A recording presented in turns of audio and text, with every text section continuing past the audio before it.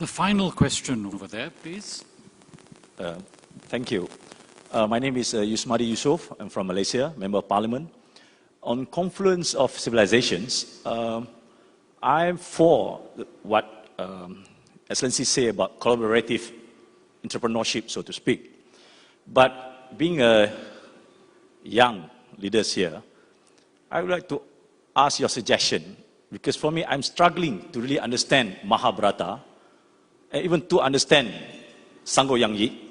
And I have to say, with full of humility, I will never touch China if I cannot understand Sangho Yangyik or the Three Kingdoms. I will never touch India if I cannot understand Mahabharata. But at the same time, you mentioned unity in diversity, which I know, as a matter of fact, is a very, I would say, effective principles, all this while practiced in Indonesia. With all this strength in this region, can you suggest, I mean, taking the points of to have a righteous of heart, leadership of magnanimity, can you suggest something for someone like me or many more young leaders in this region? Thank you very much. Yeah, I have met so far 12 million young people below 25 years, last 10 years, 12 million people. One of the questions they ask me is how I can be a unique person. How I can be unique person. Now, when I study religion, I have studied all religions. There are two components in every religion. One is theology, another is spirituality. Now, theology very special for every religion, you can't touch it. If you touch it, you had it. So, but spirituality, if you go deep into every religious sacred documents, you find is common. Almost all the religions say that always you think in terms of what can I give. That is the spirituality.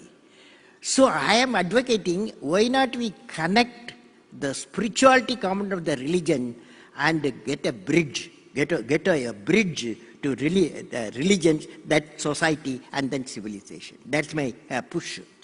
You can ask me, is it possible at all? Is it possible to connect the religions? I give you one example.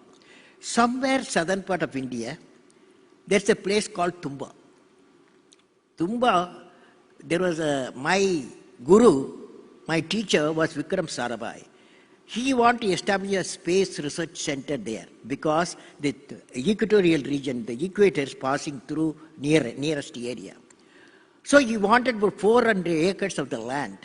That land, government said we won't give because there's a church, Catholic church is there, there's a bishop house is there, and there are thousands of fishing community studying there, we can't give.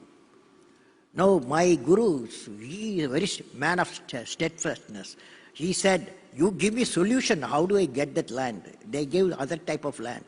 Then he said, only one person can help you, that is Reverend Father Peter Pereira. Reverend Father Peter Pereira, Vikram Sarabhai, my professor, met him. Told him we need land for scientific research. And Reverend Father said, Bishop said, oh Vikram, you are asking me my home, Bishop House, you are asking me my God's home, and you ask me my people's home, thousands, how can I give? But both of them, both Professor Vikram Sarabhai and Reverend Father Peter Pereira, they had commonality between them. They can smile at difficult time. They smiled. Next day, he was invited to the church, and he went to the church. Vikram Sarabhai went to the church, and the Bishop Reverend Father Peter Pereira introduced Vikram. Here is a scientist. What science do? Science helps people materially. It gives a telephone, it gives the mic, it gives the health care, it gives some prosperity, and agriculture productivity increases. And what preacher like me does, that is a bishop, what he does, he gives peace to the people. Peace to the people. So science and spirituality, religion, have to meet together. Can he use the land of 400 acres for scientific purpose? There was a pin drop silence. Then all of them, thousands of people, they got up, they said, Amen. The church was given. The bishop house was given. The whole place was given for scientific work. But here we see the two great minds of two religious minds, even spiritual and scientific mind, they work together. It is possible to connect the societies. And this is the type of message we should collect nationally, internationally, spread the message, connect the civilization and societies. Thank you, President Kalam. President Kalam demonstrated today that he straddles the pillars of scientists and technologists as well as that of a humanist. He has given us a thought-provoking address, and could I ask you to join me in thanking President Kalam?